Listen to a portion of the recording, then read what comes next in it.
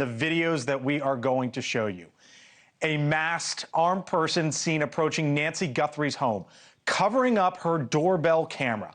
The person started putting their hand, which was covered by a glove, you can see it here, right over the camera, right? Then seconds later, they are seen taking a nearby shrub and using that, this is the shrub here, to further conceal their identity and to cover that camera. That person also holding what appears to be a flashlight in their mouth. Savannah Guthrie reacting with a simple message about her mother. We believe she is alive. Bring her home. The eerie pictures and videos are the first substantial piece of public evidence in this case. So after me begging last night for them to please give us something, because I was asking, if you want us to help, we need something, they released a video. Finally, this video has been released. It actually shows a good amount of evidence if you pay close attention. Not only that, the FBI and law enforcement, as you see behind me right here on the screen, they're actively going door to door searching neighbor's house. Fugitive TV, stay tuned.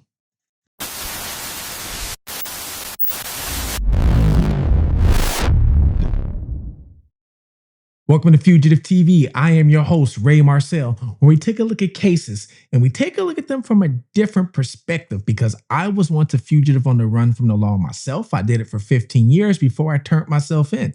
Well, what I do is I look at these cases and I try and look at them from a different angle that maybe other people can't do, or maybe other people just don't see.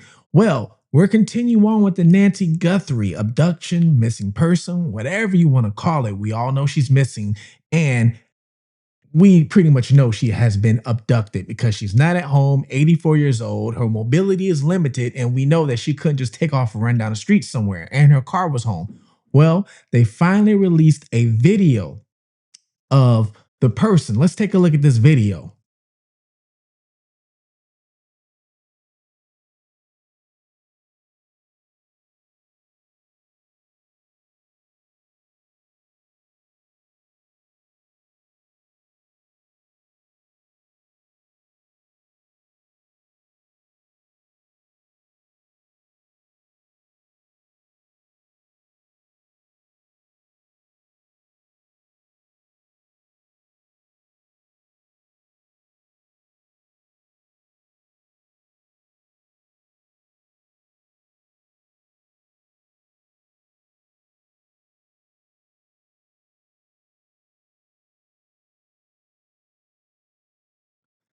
That's crazy. And imagine looking out the door or looking through your Ring camera and seeing that. How would you feel? You guys let me know. Like, what would you do? Like, the first thing you would do if you saw that? Well, I do know why it took them a long time to get this footage. So this was from a Nest doorbell camera. Okay. Nest is from Google. Not Ring Cam, it was Nest. Now, she didn't have a subscription. We all know that. I said that in my last videos. She did not have a subscription.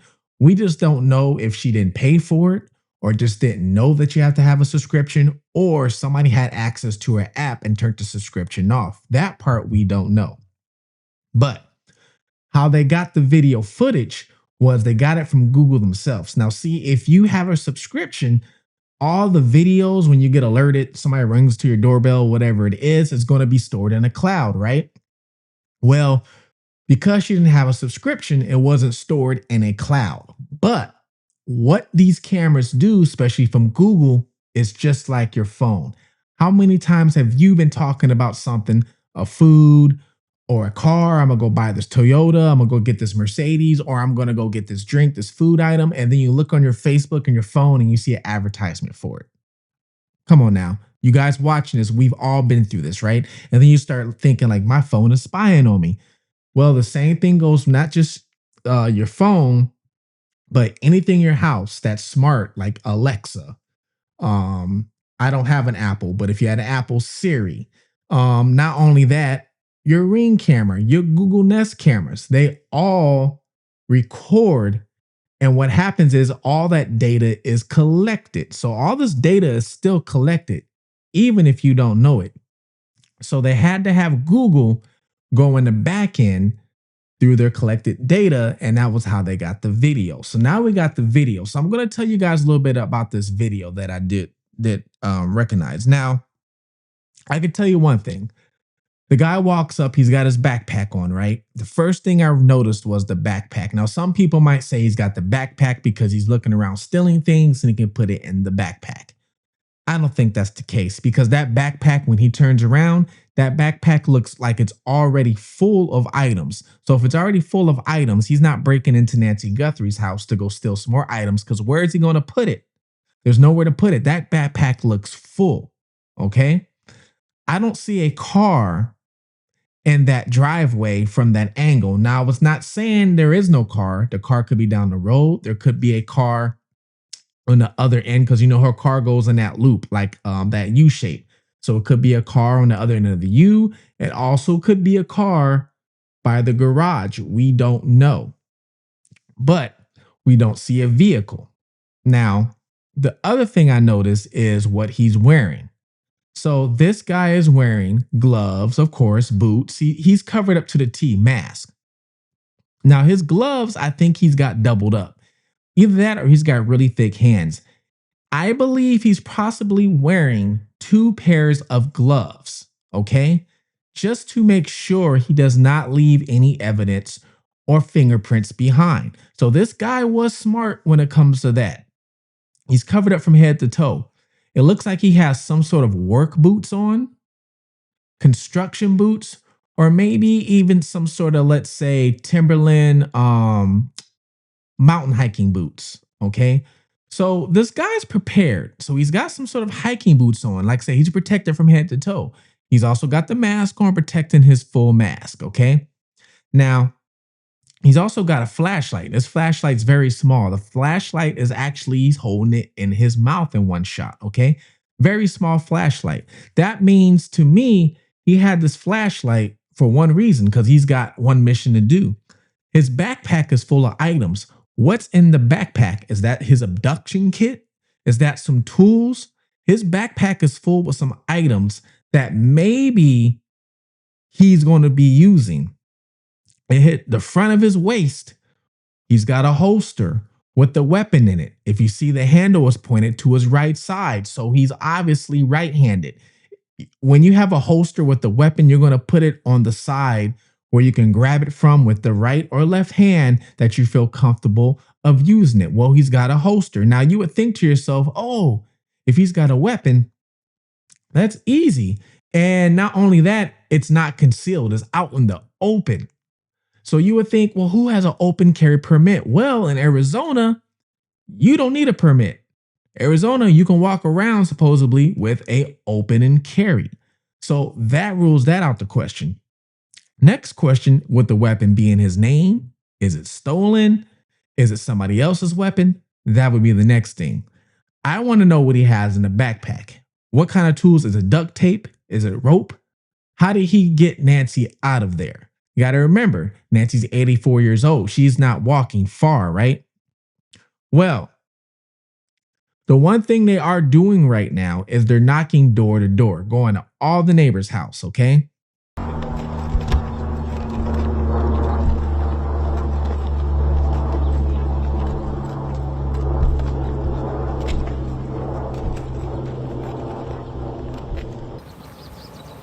Oh, more agents, more agents, more agents.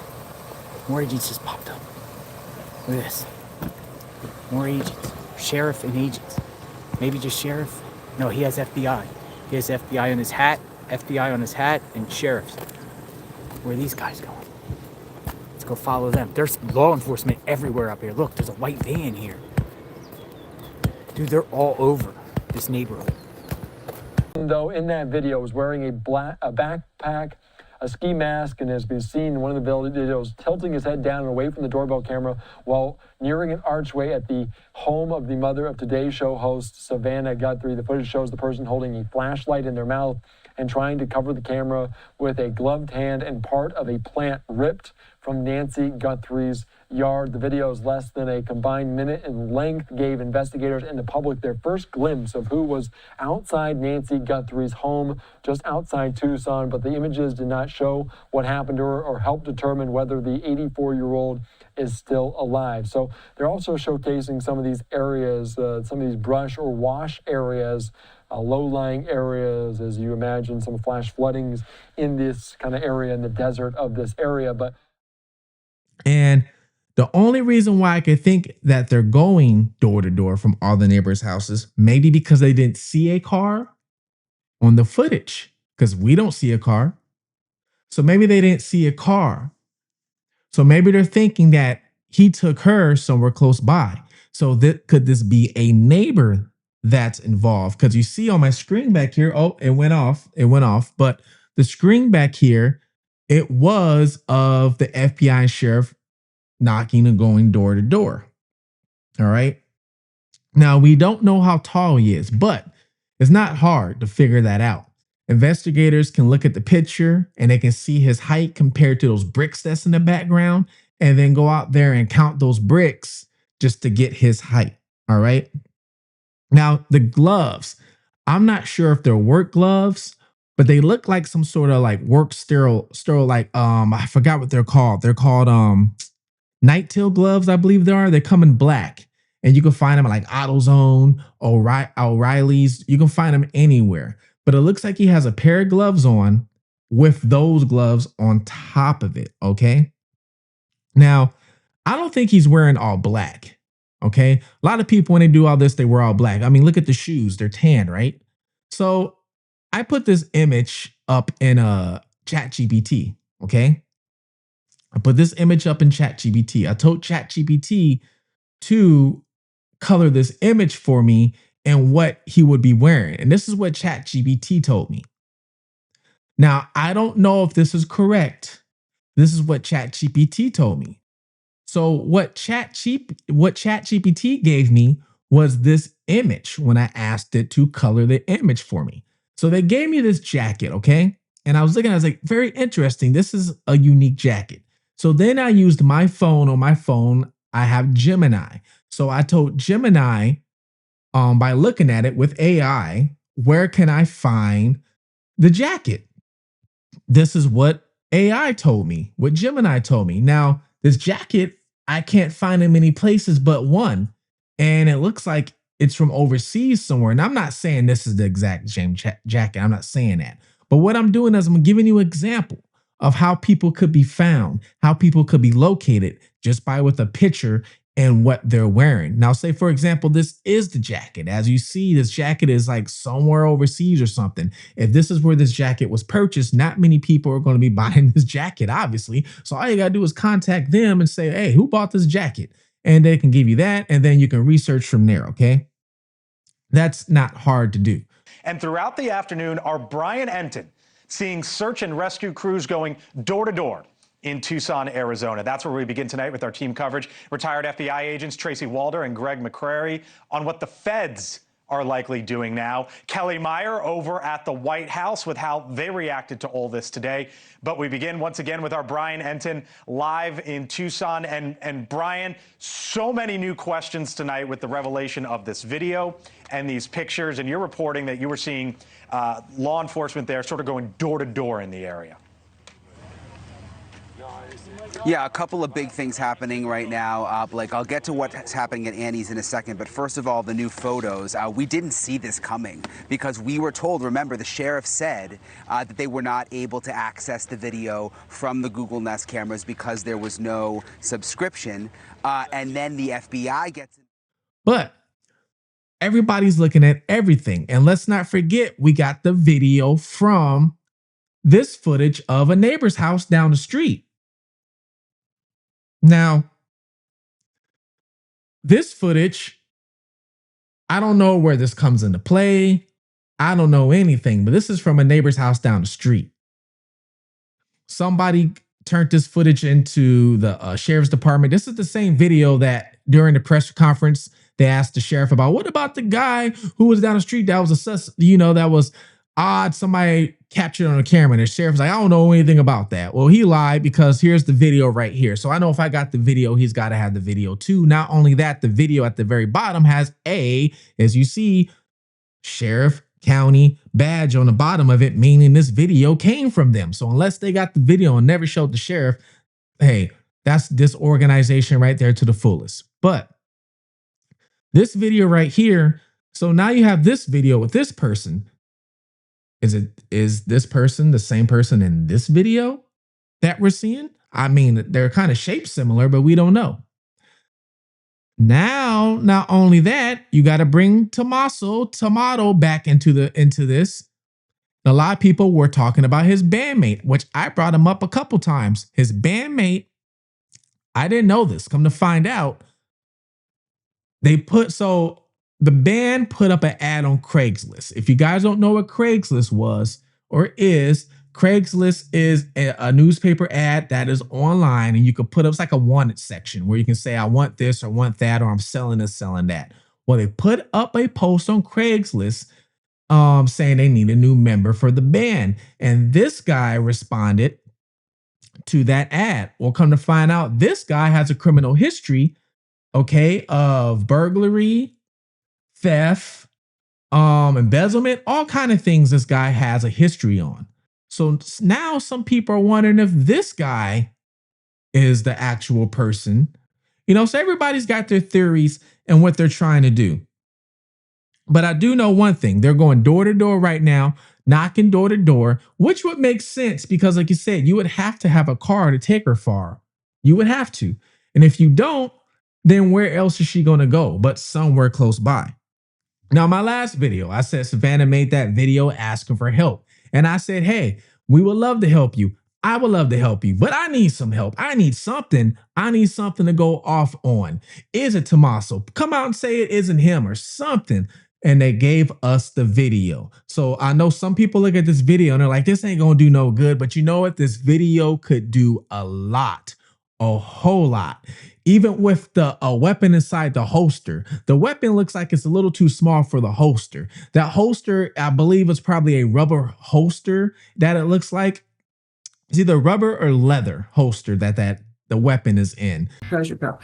Well, my husband has the longer one, but here's my smaller Glock. And see, this is the holster I'm talking about. It's tacky on the exterior. But the other one we have does have that longer nose for a longer barreled handgun. So they'll be able to tell. It's clearly a semi-automatic. It looks like with an extended magazine perhaps in it for carrying extra rounds, but they need more of a close-up to determine that. Yep. I made videos of saying whoever did this has done it before. But not as into the form of abducting or kidnapping. But whoever's done this has broken into somebody's home before. And you can kind of tell when this person walks up. You can kind of tell, you know. The only thing that I look at is the person when they first look, it looks like either they don't notice the door cam or maybe they're looking at the wrong side and maybe forgot, oh, the door cam is over here. Okay, then they walk back and they pick up the shrubbery and then they put it in the door cam, you know, to try and block their face a little bit as they disconnect the door cam or whatever, right? But whoever did this, it doesn't look like they're in much of a hurry. Look, they're walking up slowly. They're walking slowly. They're not in a rush. They're not in a hurry. Why are they not in a rush? Why are they not in a hurry? They are way too comfortable, meaning they've been there before. I think the person has been there before who has done this. They're way too comfortable.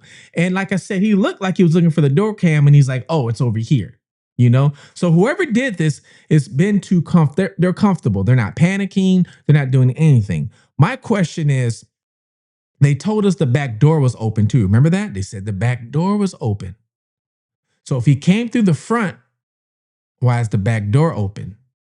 Did he disconnect the door cam and then walk around to the back and then open the back door? And then maybe a car came up and they put her in the car?